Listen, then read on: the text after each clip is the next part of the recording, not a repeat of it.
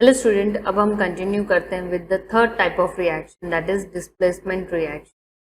देखो, displacement reaction अगर तुम लोगों ने क्लास 8 में metals and non metals chapter पढ़ा है तो डेफिनेटली इस रिएक्शन के बारे में तुम्हें ऑलरेडी पता होगा।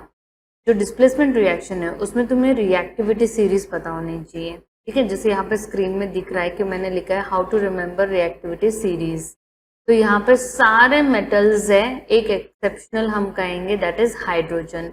ये जो हाइड्रोजन है इसको, hydrogen is a non metal.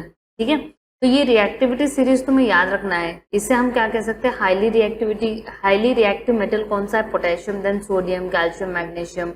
अब याद रखना है डिस्प्लेसमेंट रिएक्शन तभी पॉसिबल है जब तुम्हारा एलिमेंट इज हाईली रिएक्टिव। ठीक है, तो ही तो वो दूसरे एलिमेंट को डिस्प्लेस करेगा और उसके जगह को लेगा। तो चलो क्या होता है डिस्प्लेसमेंट रिएक्शन, अभी हम पढ़ते हैं। यहाँ पे इन्होंने कहा take 3 nails and clean them by rubbing with sand paper. ठीक है, and take 2 test tube marked as A and B. In each test tube take about 10 ml of copper sulfate solution. Tie the 2 iron nails with a thread and immerse them carefully in the copper sulfate solution in test tube B for about 20 minutes. और फिर इन्होंने कहा after 20 minutes take out the iron nails from the copper sulfate solution. और अब इनके colours के बारे में बात करो तो देखो यहाँ पे रिएक्शन है ये वाली। ठीक है, इनिशियली ये कैसा था कलर में, ग्रे, फिर आयरन नेल कैसा हो जाता है, रेडिश ब्राउन कलर का हो जाता है। कॉपर सल्फेट सोल्यूशन इनिशियली कैसा होता है, ब्लूइश होता है, और बाद में ये क्या हो जाता है, ग्रीनिश हो जाता है। ठीक है, तो इन्होंने कहा why does the iron nail becomes brownish in colour and the blue colour of sulphate solution fades. ये ऐसा क्यों होता है, याद रखना है iron is highly reactive than copper. ठीक है, अगर तुम रिएक्टिविटी सीरीज में जाओगे तो यहाँ पे देखो जो आयरन है वो कॉपर से ऊपर आ रहा है, इसका मतलब iron is more reactive than copper. इसका मतलब आयरन क्या कर देगा, कॉपर को डिस्प्लेस कर देगा। तो उसने कॉपर को कॉपर को वहां सल्फेट से हटा के आयरन ने उसकी जगह ले ली और क्या बना दिया, फेरस सल्फेट बना दिया और कॉपर अलग हो गया। In this reaction, iron has displaced or removed another element, copper, from copper sulfate solution, and this reaction is known as displacement reaction. तो displacement reaction वही याद रख सकता है जिसको reactivity series पता है। फिर सेकेंड एग्जांपल है जिंक और कॉपर सल्फेट सॉल्यूशन की। तो again zinc is highly reactive than copper, इसलिए उसने कॉपर को डिस्प्लेस करके जिंक सल्फेट फॉर्म कर दिया और कॉपर को अलग कर दिया। याद रखना है zinc is silvery white, copper sulphate तुम्हें पता ही चल गया ब्लू होता है कलर में, और जो जिंक सल्फेट होता है वो कौन से कलर में हो गया, कलरलेस हो गया। ठीक है, और कॉपर हमेशा कैसा होगा, रेडिश ब्राउन होगा। Same way lead copper chloride, lead again copper से हाईली रिएक्टिव है, इसलिए उसने कॉपर को डिस्प्लेस कर दिया और लेड क्लोराइड फॉर्म करके कॉपर अलग हो गया। जो लेड होता है कलर में वो होता है ब्लूइश ग्रे, और कॉपर क्लोराइड जो होता है वो होता है ग्रीन सॉल्यूशन, और जो लेड क्लोराइड बनता है वो कैसा होता है, कलरलेस होता है, और कॉपर तो अगेन कैसा होगा, रेडिश ब्राउन होगा।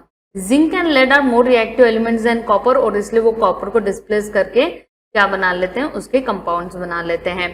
अब अगर टीचर ऐसे दे देती copper plus zinc sulphate solution, तुम्हें पता है copper is not reactive than zinc, तो कॉपर जिंक को डिस्प्लेस नहीं कर सकता, और इसलिए आप यहाँ पे क्या लिखेंगे, नो रिएक्शन। तो इसलिए टीचर तुम्हें खुद आइडेंटिफाई करने के लिए कह सकती है।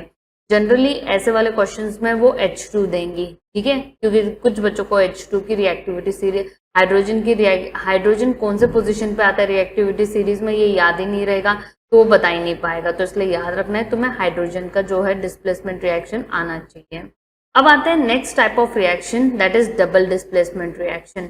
डबल डिस्प्लेसमेंट रिएक्शन में याद रखना है देयर आर ऑलवेज 2 कंपाउंड्स। ठीक है, हम दोनों कंपाउंड्स की क्या करेंगे, मिक्सिंग करेंगे, और उसमें मोस्टली क्या होता है कि एक इनसोल्यूबल कंपाउंड फॉर्म होता है, एक सोल्यूबल होता है, एक इनसोल्यूबल होता है, और इनसोल्यूबल फॉर्मेशन को, इनसोल्यूबल सब्सटेंस को हम क्या कहते हैं, प्रेसिपिटेट कहते हैं, और इसलिए इन रिएक्शंस को जनरली हम प्रेसिपिटेट रिएक्शन से भी जाने जाते हैं।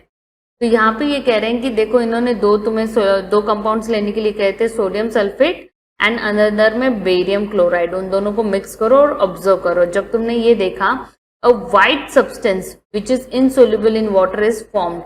This insoluble substance formed is known as precipitate. Any reaction that produces a precipitate is called a precipitate reaction. Obviously तुम्हें पता है sodium chloride is a soluble compound, तो इनसोल्यूबल कौन होगा? बेरियम क्लोराइड होगा, जिसका व्हाइट पीपीटी फॉर्म हो रही है. इन्होंने कलर हमें ऑलरेडी बता रखा है कि व्हाइट कलर की पीपीटी. तुम्हें इनमें इनकी पीपीटीज की कलर मतलब प्रेसिपिटेट कौन से कलर का फॉर्म हो रहा है ये याद रखना इज टू इम्पोर्टेंट, क्योंकि वो पेपर में पूछा जाता है. और ऐसे रिएक्शंस को हम क्या कहते हैं? Double displacement. अब इसका मतलब क्या है? तुम्हें याद रखना है जो Na है, Na और जो बेरियम है, इनकी जो आयंस है इनका एक्सचेंज हो जाता है. मतलब क्लोरीन किसके पास चला जाएगा? Na के पास. SO4 किसके पास चला जाएगा? बेरियम के पास. तो हम क्या देख रहे हैं? There is a mutual exchange between the ions and such reactions are called as double displacement reaction. तो यहाँ पे इन्होंने उसी के बारे में एक्सप्लेन करा है. The white precipitate of BaSO4 is formed by the reaction of SFO2 and Ba2.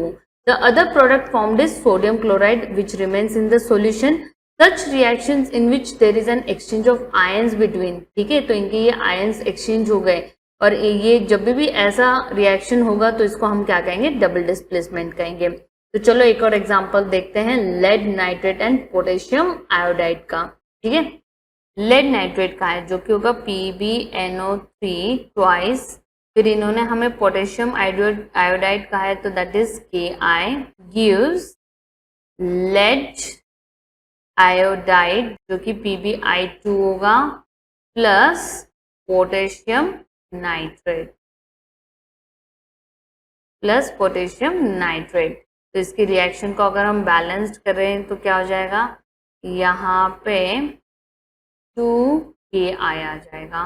तो ये इसकी बैलेंस्ड रिएक्शन है. What was the colour of the precipitate form? तो याद रखना है इसमें येलो प्रेसिपिटेट फॉर्म होता है. येलो पीपीटी लिख देंगे हम इसको. Can you name the compound? Yes, lead iodide. Write the balanced equation लिख दी है. Is this a double displacement reaction? Yes it is, क्योंकि there is mutual exchange of ions. तुम देख रहे हो जो I है वो यहाँ चला गया, जो NO3 है वो K के पास चला गया. तो there is mutual exchange of ions and therefore it is double displacement as well as precipitate reaction, क्योंकि यहाँ पे येलो पीपीटी फॉर्म हो रही है. अब देखते हैं बोर्ड्स में कैसे क्वेश्चंस पूछे गए. Arrange the following metals in increasing order of their reactivity series. तो तुम्हें इसके लिए इनकी रिएक्टिविटी सीरीज पता होनी चाहिए. तो यहाँ पे हमें दिख रहा है copper is less reactive than iron, then zinc, then aluminium. List two observations you would record in your notebook 30 minutes after adding iron fillings to copper sulfate solution. तो हमने दो चेंजेस देखे थे. एक था कि तुम्हें जो आयरन है वो कौन से कलर का हो गया? ब्राउन, रेडिश ब्राउन कलर का हो गया. और जो ब्लू कलर का सॉल्यूशन था वो किस में कन्वर्ट हो गया? ग्रीन सॉल्यूशन में हो गया. तो ये दो ऑब्जर्वेशन हमने ऑब्जर्व करी हैं. फिर अगेन इन्होंने कहा यही अगर तुमने जिंक ग्रैन्यूल्स को ऐड करा फेरस सल्फेट सॉल्यूशन में तो क्या होगा? तो हम अगेन कहेंगे जो ग्रीन कलर का सॉल्यूशन था वो कलरलेस हो गया और जो black coating is formed on zinc, तो जिंक पे ब्लैक कलर आ गया है. और ये क्यों पॉसिबल हुआ है? क्योंकि zinc is highly reactive than iron. फिर थर्ड है reasoning assertion. The colour of aqueous solution of copper sulphate turns colourless when a piece of lead is added to it. It is true. Lead is more reactive than copper and hence displace copper from it's salt solution. तो ये भी true है. Both are true और इसलिए ये displacement reaction हुई, इसलिए तो कलर चेंज हुआ है और इसलिए both are true and reasoning is correct for assertion. इसलिए ऑप्शन क्या आ जाएगा? ए. फिर ये है डबल डिस्प्लेसमेंट रिएक्शन का. इन्होंने क्या सोडियम सल्फेट लो एंड बेरियम क्लोराइड लो. तो सोडियम सल्फेट है तो वो क्या आ जाएगा? Na2SO4 हो जाएगा. बेरियम क्लोराइड हमें पता ही है BaCl2 होता है. अब इनके आयंस एक्सचेंज करो, क्लोरीन को इधर भेज दो, SO4 को इधर भेज दो, तो ये BaSO4 और 2NaCl हो जाएगा. अब इधर इन्होंने ऑब्वियसली NaCl क्या है तुम्हारा? सोल्यूबल सब्सटेंस है, तो इनसोल्यूबल कौन होगा? BaSO4. और इसका कलर याद रखना पड़ेगा, इट इज व्हाइट प्रेसिपिटेट. ठीक है, व्हाइट पीपीटी फॉर्म का यहाँ पे. और इन्होंने क्या है? Name the type of reaction. तो it is double displacement as well as precipitate reaction. दोनों ही रिएक्शन है ये. क्वेश्चन 2 में अगेन इन्होंने कहा पोटेशियम आयोडाइड. ये जस्ट अभी हमने देखा था लेड नाइट्रेट वाला एग्जांपल. ठीक है, what is the colour of this precipitate? Yellow. कौन होता है? लेड आयोडाइड होता है. इसकी रिएक्शन बैलेंस्ड ये रही और इनके दो नाम है रिएक्शन के. क्लियर है। और इसी को इन्होंने नीचे अनदर फॉर्म में दे रखा है, इसको पढ़ो तो सेम तुमने जो ऊपर क्वेश्चन देखा है और एनसीईआरटी के अंदर है सेम वैसे ही पूछा गया, बस थोड़ा सा लैंग्वेज को इन्होंने चेंज कर दिया है।